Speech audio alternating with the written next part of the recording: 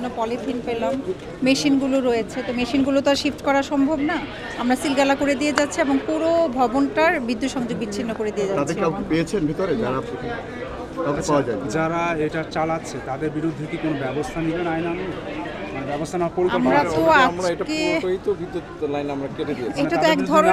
এটা তো এক ধরনের ব্যবস্থাই, মোবাইল কোর্টে এসে তো আমরা তার উৎপাদনটা বন্ধ করা হচ্ছে আমাদের, মানে যাতে লোকজনের হাতে জিনিসটা অ্যাভেলেবেল না পায়। আমাদের মোটিভটাই হচ্ছে আমরা পুরো দেশে পলিথিন শপিং ব্যাগ ব্যবহারটা নিষিদ্ধ করব, ঠিক আছে? এটাই হচ্ছে আমাদের একটা, এই জন্য উৎপাদনকারী প্রতিষ্ঠান, ব্যবহারকারী সবাইকে আমরা মোবাইল কোর্ট সচেতনতা সব কিছুর মাধ্যমেই করছি, তারই ধারাবাহিকতা আজকের এই মোবাইল কোর্ট।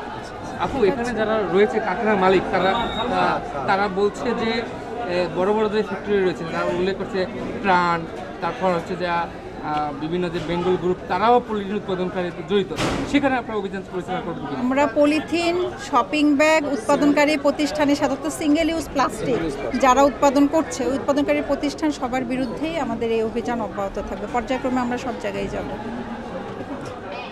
এখানে আসছি।